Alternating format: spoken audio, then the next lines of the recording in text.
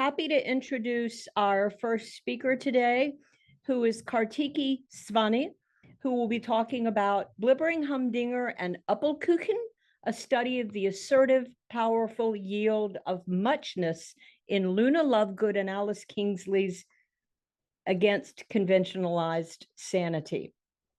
Good morning. Good evening. Good afternoon, good evening. Greetings to everyone. My name is Kartiki Sawane, and I'm just going to say a few words here today in my presentation. I'm not introducing my topic at the onset on purpose. So let's just directly start with the presentation. So we talk about magic. We talk about ancient magic running deep within our veins, and about magic that has been around since ages, and cited only by those who are wise enough and pure enough to understand it and feel it. So whether it's choirs or ballet, or in India we have Bharatnatyam, tals, mridangs, we have colors, and all over the world we have paints and poetry and everything. All of it is an expression of emotions and feelings, and sometimes an outburst as well. But basically, all human expression is art, right? So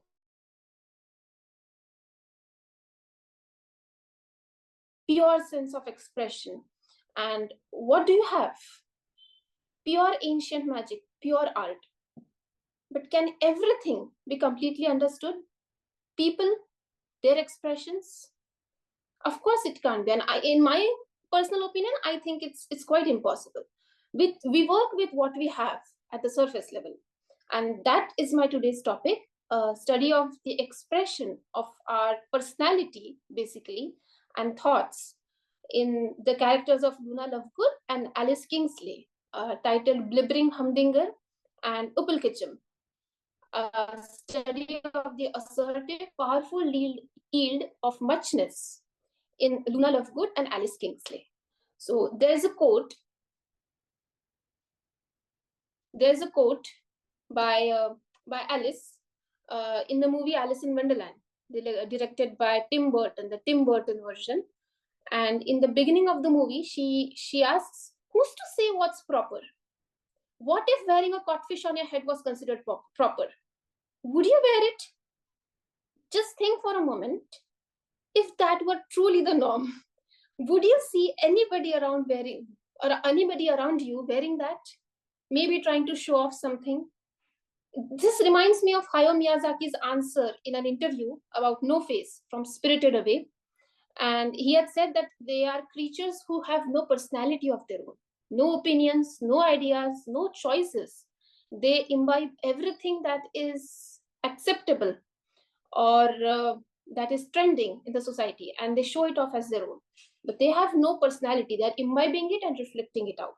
So I think the same thing is applicable here, that whatever ideas are being around, like for example, if codfish was a norm, wearing a codfish on your head, I think I would have seen some people wearing codfish on their heads. But this is exactly what I'm trying to say, that what's normal and what's not, what's unconventional and what's conventional, these are all binaries which have to be navigated through with a very open and neutral mind.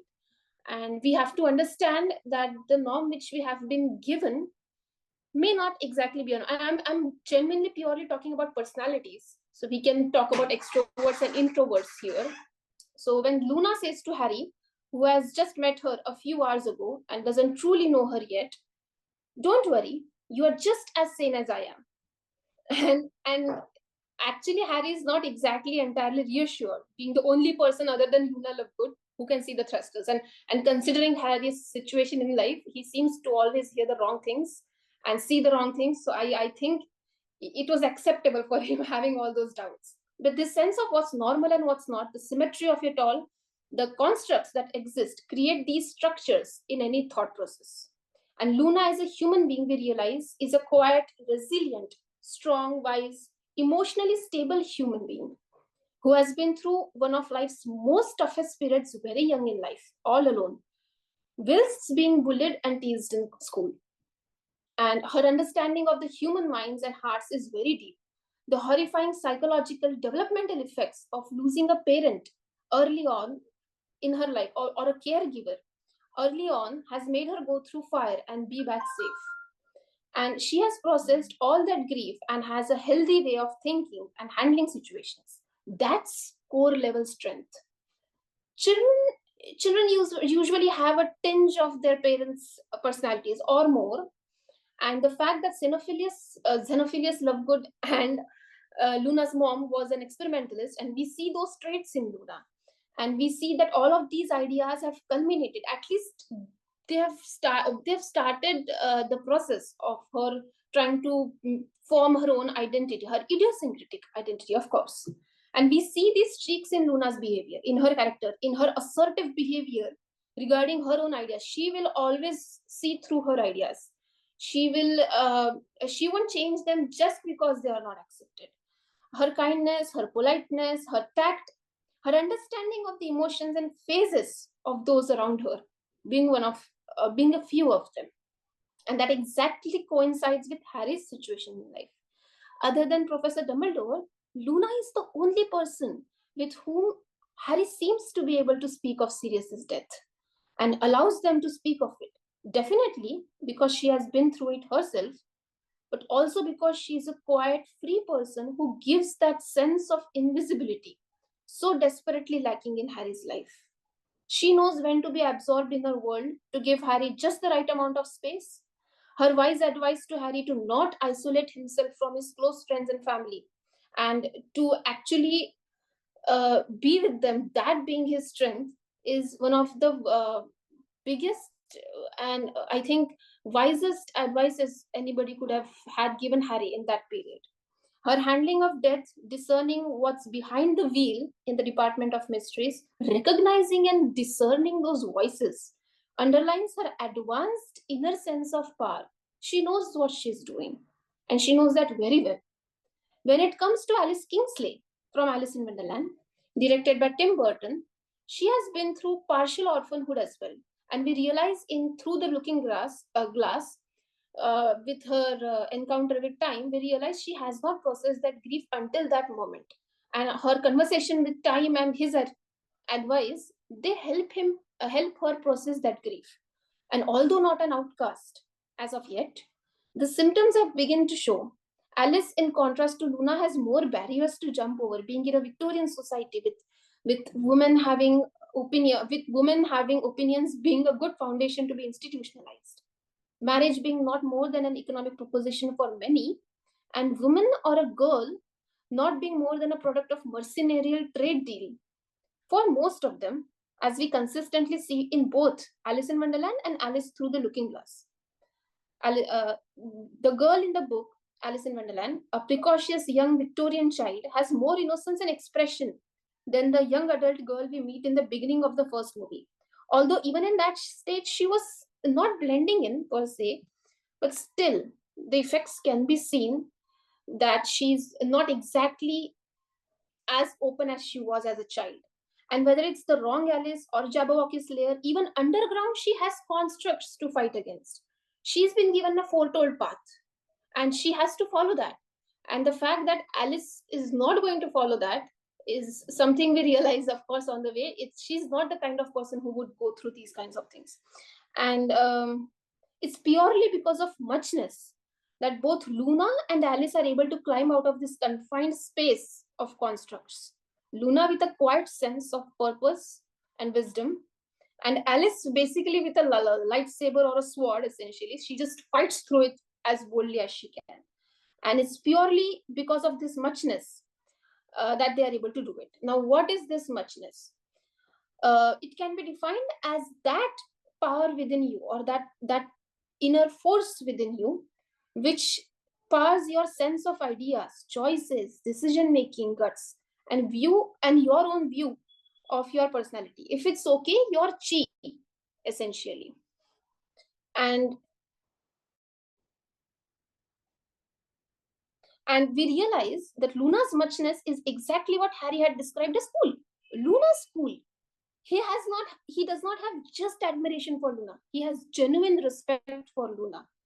According to Deci and Ryan's self-determination theory in psychology, it's a framework for understanding motivation that posits three innate psychological needs: autonomy, belongingness, and relatedness, competence.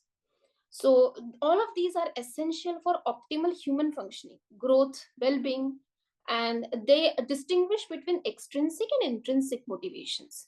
Now we realize both Luna and Alice have a very strong concept of what's ethically right and wrong. They also know what's right for them. They will take the right choices for themselves. They are both Threstle befriending and hedgehog saving individuals who have tried to gain mastery over what they do, whether it's letting her ship go hard to port while escaping pirates, which was almost impossible in Alice Through the Looking Glass, or whether it's in Luna's case, being one of the last unhurt people in the Department of Mysteries until she is knocked unconscious, being one of those who can gracefully slide down the trestle while everybody else is on the floor, or being one of those people who can fight in the Battle of Hogwarts, or being one of those people who have been actually fighting, who have been kidnapped and have survived in the cellar in the Malfa Manor. She has had the sense, we can say, to actually be kind to Mr. Ollivander during his ordeal in the same cellar while Voldemort was actually torturing him. And that happened rather frequently. This is all on an entirely another level of muchness, which deserves our respect. They both are generally considered friendless, but even in their own tight-knit group of friends, they are not friendless. And that shows us that what they need is a considerable amount of friends. Yeah, that's okay. They are not going to have an entire community of friends or anything. And they may not be accepted. Maybe Hamish would not accept Alice. Or maybe Malfoy would say that this girl is an oddity. But that's an entirely different. They are not needed in these girls' lives. What they need is what they have already. And they are not friendless and have a sense of belonging. These aspects of their lives are exactly what powers their sense of assertive ideas. Basically, their concept of chi. Chi is a Chinese concept which is said to be a living force, inner force in all living beings, which powers your ideas, which powers your art. Basically, muchness, we can say, in our case right now. There is a richness in Harry Potter series that is such a treasure. And it's not just a safe haven, but it's a friendly, empowering space. I'm speaking of these two powerful individuals, and I'm going to use the word powerful with emphasis because it's just that they have truly understood who they are and they are not looking for external validation, and that takes core strength.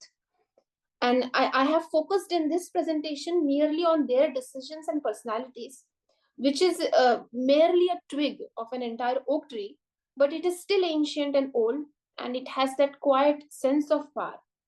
I will conclude my words with the quote by Friedrich Nietzsche: and those who were seen dancing were thought to be insane by those who could not hear the music. Thank you.